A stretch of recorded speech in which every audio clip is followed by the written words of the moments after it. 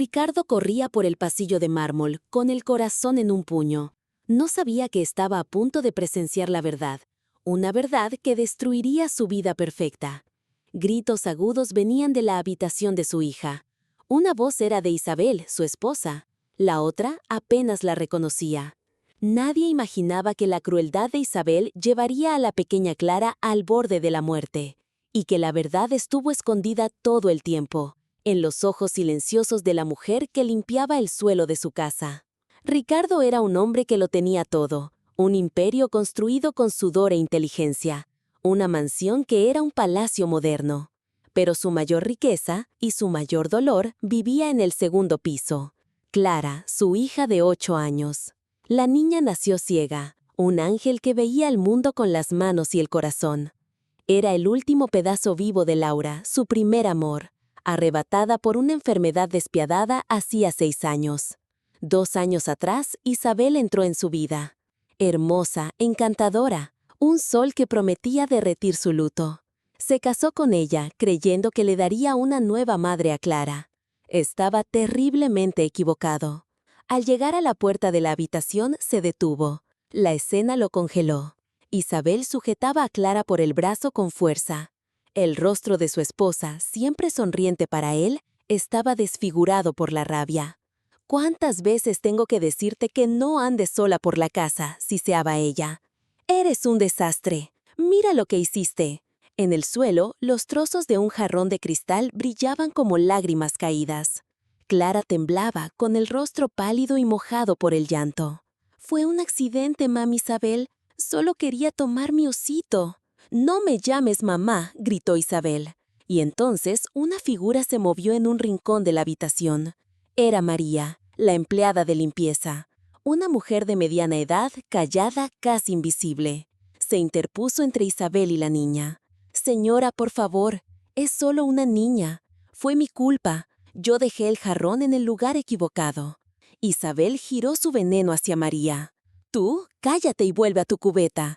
¿Quién te crees que eres para meterte en la educación de mí, de la hija de mi esposo?» Pero María no retrocedió. Sus ojos, normalmente bajos, se encontraron con los de Isabel con una fuerza que Ricardo nunca había visto. «Soy la persona que cuida esta casa, y a todos los que viven en ella». La tensión en la habitación era sofocante. Ricardo finalmente entró, su voz como un trueno. «¿Qué está pasando aquí?» Isabel se giró, el shock cruzando su rostro, rápidamente reemplazado por una sonrisa dulce y falsa. «Ricardo, mi amor, qué bueno que llegaste». Esta empleada insolente le estaba gritando a Clara. El mundo de Ricardo dio un vuelco. Miró la mentira descarada en el rostro de su esposa. Miró la dignidad silenciosa en el rostro de María. Y miró el terror puro en los ojos de su hija ciega. En ese instante apareció la primera grieta en su castillo de cristal. Pero lo que no sabía era que esa grieta se convertiría en un abismo. Y en el fondo de ese abismo, un antiguo secreto esperaba para devorarlos a todos. En los días que siguieron, Ricardo comenzó a observar. Fingía salir al trabajo, pero se quedaba en el despacho de su casa. Por primera vez, realmente miró lo que sucedía dentro de sus propias paredes. Vio cómo Isabel ignoraba a Clara, cómo ponía los ojos en blanco cuando la niña tardaba en encontrar un cubierto en la mesa, cómo le hablaba con una paciencia fingida que sonaba más cruel que un grito. Y vio a María. La vio guiando la mano de Clara para sentir la textura de una hoja en el jardín. La escuchó describirle los colores del atardecer a la niña, con la voz suave de un poeta. La vio reorganizar los juguetes de Clara siempre en el mismo lugar, para que ella pudiera encontrarlos. Pequeños actos de amor, hechos en la sombra. Pequeños gestos que eran un bálsamo para el alma herida de la niña. Una tarde, encontró a Clara en el jardín, sentada en el césped. Sostenía una pequeña flor que María le había dado. «Papi», dijo con su vocecita, «María dice que a mamá Laura le encantaban las margaritas». Ricardo sintió un nudo en la garganta. «¿Ah, sí? ¿Eso dijo?» «Sí, y dijo que el perfume de mamá olía a vainilla y que su risa sonaba como campanitas». ¿Cómo sabía María eso? ¿Cómo conocía detalles tan íntimos de Laura? Él nunca había hablado de esas cosas con los empleados. La duda comenzó a crecer en su corazón. ¿Quién era en realidad esa mujer silenciosa? ¿Por qué parecía conocer el alma de su difunta esposa? ¿Y por qué el amor que demostraba por Clara parecía tan profundo, tan personal? La respuesta estaba más cerca de lo que imaginaba, y era más impactante que cualquier pesadilla. La tensión en la mansión crecía cada día. Isabel sentía los ojos de Ricardo sobre ella. Se volvió más cuidadosa, más disimulada en su crueldad. Pero su rabia hacia Clara y sus celos por el vínculo de la niña con María se podrían por dentro. Necesitaba separarlas. Necesitaba reafirmar su control. «Ricardo, cariño», dijo una noche durante la cena. «Estuve pensando, creo que María está consintiendo demasiado a Clara». Ricardo levantó una ceja. ¿Consintiendo o cuidando? No deja que la niña desarrolle su independencia. Y francamente, esa cercanía no es profesional. Isabel sonrió, una sonrisa de puro veneno. Creo que es hora de despedirla. El tenedor de Ricardo se detuvo a medio camino de su boca. Clara, a su lado, se puso rígida, su pequeño cuerpo tenso. ¿Despedir a María? ¿Por qué?, preguntó Ricardo, con la voz peligrosamente tranquila. Por el bien de Clara, mi amor. Necesita aprender a valerse por sí misma sin una niñera. Y podemos contratar a alguien más cualificado. Clara comenzó a llorar en voz baja. «No, por favor, papi, no dejes que María se vaya». El corazón de Ricardo se rompió. Miró la angustia de su hija y la sonrisa satisfecha de su esposa. Y lo entendió. Esto no era por el bien de Clara. Era un juego de poder. «No», dijo él con firmeza. «María se queda». La sonrisa de Isabel desapareció. No dijo una palabra. Solo le lanzó una mirada clara. Una mirada de puro odio, una promesa de venganza. Ricardo vio esa mirada, y por primera vez sintió miedo. Miedo de lo que esa mujer era capaz de hacer. Apenas sabía que la oscuridad en el corazón de Isabel era más profunda de lo que podría imaginar, y que su venganza sería terrible. Lo peor estaba por llegar. Llegó el día de la fiesta benéfica anual de la empresa de Ricardo, un evento grandioso, celebrado en la propia mansión. Isabel estaba en su elemento, desfilando con un vestido caro, siendo la anfitriona perfecta. Ricardo la observaba, pero su mente estaba en otra parte. Le había pedido a María que cuidara de Clara en su habitación, lejos del bullicio y del ruido. La fiesta estaba en su apogeo cuando Ricardo notó que Isabel había desaparecido. Un mal presentimiento, un escalofrío, recorrió su espalda. Se disculpó con sus invitados y subió las escaleras. El pasillo del segundo piso estaba en silencio, pero al acercarse a la habitación de Clara, escuchó un sonido, un llanto ahogado. Abrió la puerta lentamente. La habitación estaba oscura, excepto por la luz de la luna que entraba por la ventana del balcón. Y entonces lo vio. Clara estaba afuera, en el balcón. La puerta de cristal estaba cerrada, con seguro. La niña estaba acurrucada en el suelo, temblando de frío y de miedo. Desde dentro de la habitación, Isabel la observaba, con una sonrisa cruel en el rostro. «Esto es para que aprendas a no desafiarme», dijo Isabel, su voz baja y llena de veneno. «Vamos a ver si tu papi todavía quiere mantener a tu amiguita limpiadora después de esto». El plan de Isabel era claro, crearía una situación en la que parecería que María fue negligente, que dejó que la niña ciega se quedara encerrada afuera. Ricardo sintió que la sangre le hervía. Aquello no era un castigo, era una tortura. Estaba a punto de derribar la puerta y terminar con todo, pero entonces algo sucedió. Una figura surgió de la oscuridad del jardín, en el piso de abajo. Era María. Debió haber visto la escena desde la ventana de la cocina. Miró hacia arriba, a la niña que lloraba en el balcón. Miró la puerta cerrada y, sin dudar un segundo, comenzó a escalar. Como una sombra ágil, trepó por la enredadera que cubría la pared de la mansión. Era una subida peligrosa, de al menos 6 metros. Las ramas se rompían, las piedras se soltaban, pero ella no se detuvo. Su único foco era la niña asustada. Ricardo e Isabel observaban paralizados. Isabel con horror e incredulidad. Ricardo con una admiración que le dolía en el pecho. María finalmente alcanzó el balcón, saltó por encima de la barandilla, con el cuerpo exhausto, corrió hacia Claro y la envolvió en sus brazos.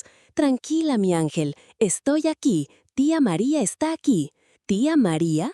La palabra resonó en la mente de Ricardo. En ese momento, Clara, en los brazos de María, levantó su rostro mojado de lágrimas. «María, me cantaste la canción de mamá». El corazón de Ricardo se detuvo. La canción de cuna, la canción que Laura había escrito para Clara, una melodía que solo él y Laura conocían. Se giró hacia Isabel, que estaba pálida como un fantasma. Su mentira se había desmoronado de forma espectacular, pero la revelación más impactante estaba por llegar. Abajo, los invitados comenzaron a notar el movimiento. El escándalo era inevitable, pero nada de eso importaba. Ricardo derribó la puerta de la habitación. El sonido de la madera partiéndose resonó por toda la casa. Corrió hacia el balcón. María, jadeo, mirando a la mujer que acababa de arriesgar su vida por su hija. «¿Cómo sabes esa canción?». María lo miró, con los ojos llenos de lágrimas, de dolor y de un amor infinito. Abrió la boca, y la verdad, guardada durante 6 largos años, finalmente salió a la luz. Una verdad que lo cambiaría todo, absolutamente todo. Si esta revelación te dejó sin palabras, aplasta ese botón de me gusta ahora mismo para apoyar historias que tocan el corazón. Sé la canción porque yo estaba allí cuando Laura la escribió, dijo María, con la voz temblorosa.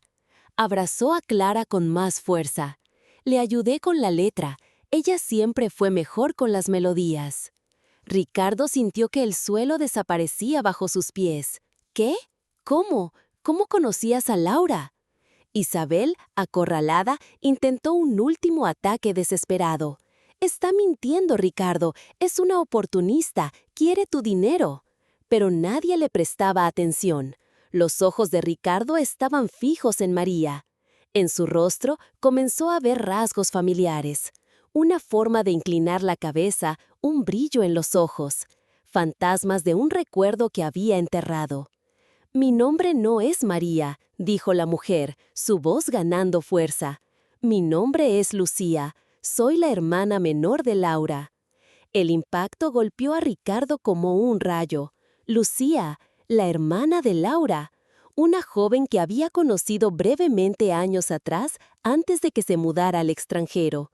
Recordaba fotos, una versión más joven, más despreocupada de la mujer que estaba frente a él. «Pero, ¿por qué? ¿Por qué estás aquí, trabajando como...?» «Porque se lo prometí», dijo Lucía, las lágrimas ahora corriendo libremente. «En su lecho de muerte, Laura me hizo jurar. Tenía miedo, Ricardo, miedo de que te volvieras a casar con alguien que no ama a Clara. Me hizo prometer que, si algo pasaba, yo cuidaría de nuestra niña». Miró a Isabel con desprecio. «Cuando me enteré de tu boda, intenté contactarte. Me bloquearon, mis correos, mis llamadas. Esta mujer me impidió acercarme a mi sobrina». La verdad cayó sobre Ricardo. La crueldad de Isabel no era solo celos, era un plan calculado para aislar a Clara y asegurar su lugar. «Entonces hice lo único que podía», continuó Lucía. «Cambié mi nombre, creé una nueva identidad. Conseguí el trabajo de limpieza para poder estar cerca de ella, para cumplir mi promesa, para protegerla de esta víbora». Todo encajó. El conocimiento íntimo sobre Laura, el amor maternal por Clara, el coraje desesperado. No era el instinto de una empleada, era el amor de una tía, el cumplimiento de un juramento sagrado. Ricardo cayó de rodillas. El dolor de la traición y la vergüenza de su propia ceguera lo aplastaron. Había permitido que un monstruo entrara en su casa. Había descuidado a su propia hija. Y la única persona que verdaderamente la protegió estaba allí, disfrazada, limpiando el suelo que su esposa cruel pisaba. Miró a Lucía, la salvadora de su hija. «Perdóname», susurró, con la voz quebrada por la emoción. «Lucía, perdóname». Abajo, la fiesta se había detenido. El silencio de la mansión era ensordecedor. La vida perfecta de Ricardo Márquez había terminado. Pero en medio de esas ruinas, algo nuevo estaba naciendo. Una familia, forjada en el fuego de la mentira, pero unida por una promesa de amor eterno. La expulsión de Isabel fue rápida y silenciosa. No luchó, ya no había mentiras que pudieran salvarla. Ante la verdad, su máscara de belleza y encanto se disolvió, revelando la nada que había debajo. Salió de esa casa sin mirar atrás, una figura patética desvaneciéndose en la noche. En los días que siguieron, la mansión pasó por una transformación. El silencio opresivo dio paso a las conversaciones, las sombras se llenaron de risas. Ricardo se dedicó a redescubrir a su hija. Se sentó en el suelo a jugar con ella, la llevó a pasear al parque, describiéndole el mundo con palabras que había olvidado que poseía. Le pidió perdón a Clara, no una, sino cientos de veces. Perdón por su ausencia, por su ceguera. Y Clara, con la sabiduría pura de los niños, lo perdonó con un abrazo. Lucía, ahora llamada tía Lucía por todos, se quitó el uniforme azul para siempre. Se convirtió en la guardiana oficial de la casa y del corazón de Clara. Llenó los días de la niña con historias de Laura, manteniendo viva la memoria de su madre de una forma que Ricardo nunca consiguió. Las dos, tía y sobrina, eran inseparables. Una noche, Ricardo encontró a Lucía en el jardín, el mismo jardín por el que había trepado para salvar a Clara. «Nunca podré agradecerte lo suficiente», dijo él. Lucía sonrió, una sonrisa genuina que iluminaba su rostro. «No tienes que hacerlo. Cuidar de ella es mi alegría. Y verte convertirte en el padre que Laura siempre soñó es la mejor recompensa». Ricardo miró la casa, ahora iluminada y cálida. Ya no era una mansión, era un hogar. «Fui tan ciego, Lucía, peor que Clara». «Lo importante no es el tiempo que pasamos en la oscuridad», respondió ella suavemente, «sino el valor que tenemos para caminar hacia la luz». Se dio cuenta de que durante años había estado buscando reemplazar el amor que perdió, pero el amor no se reemplaza, se transforma. Había encontrado una nueva forma de familia, una familia construida sobre un juramento, cimentada por el sacrificio y bendecida por la resiliencia del espíritu humano. Un padre que aprendió a ver, una niña que enseñó a todos lo que es la verdadera fuerza, y una tía cuyo amor silencioso fue el faro que los guió a casa. Ricardo cayó de rodillas, el dolor de la traición y la vergüenza de su propia ceguera lo aplastaron. Había permitido que un monstruo entrara en su casa. Había descuidado a su propia hija. Y la única persona que verdaderamente la protegió estaba allí, disfrazada, limpiando el suelo que su esposa cruel pisaba. Miró a Lucía, la salvadora de su hija. «Perdóname», susurró, con la voz quebrada por la emoción. «Lucía, perdóname». Abajo, la fiesta se había detenido. El silencio de la mansión era ensordecedor. La vida perfecta de Ricardo Márquez había terminado. Pero en medio de esas ruinas, algo nuevo estaba naciendo. Una familia, forjada en el fuego de la mentira, pero unida por una promesa de amor eterno. Un padre que aprendió a ver, una niña que enseñó a todos lo que es la verdadera fuerza, y una tía cuyo amor silencioso fue el faro que los guió a casa. Años después, en una tarde soleada, Ricardo observaba desde la terraza. En el jardín, Clara, ahora una adolescente segura y feliz, le enseñaba a Lucía a tocar una nueva melodía en el teclado. La risa de las dos viajaba con el viento, la música más hermosa del mundo. Había aprendido la lección más dura de su vida. La verdadera riqueza no está en los imperios que construimos, sino en los lazos que nutrimos. El verdadero lujo no está en las cosas que poseemos, sino en el amor que protegemos. La vida le había quitado un amor, pero en su lugar le dio algo igualmente precioso, una segunda oportunidad, la oportunidad de ser el padre que su hija merecía y el honor de compartir su vida con la mujer extraordinaria que lo salvó a todos. Bajó para unirse a ellas, ya no como un millonario en su mansión, sino como un hombre en su hogar. Un hombre que finalmente entendió que a veces los ángeles de la guarda no usan alas, a veces usan un uniforme de limpieza y llevan un corazón lleno de promesas. Si te emocionaste con la travesía de Clara y el coraje de Lucía, suscríbete al canal y activa la campanita, porque la próxima historia te sorprenderá aún más. Y cuéntame en los comentarios, ¿qué te pareció el giro inesperado? Quiero leerlos todos.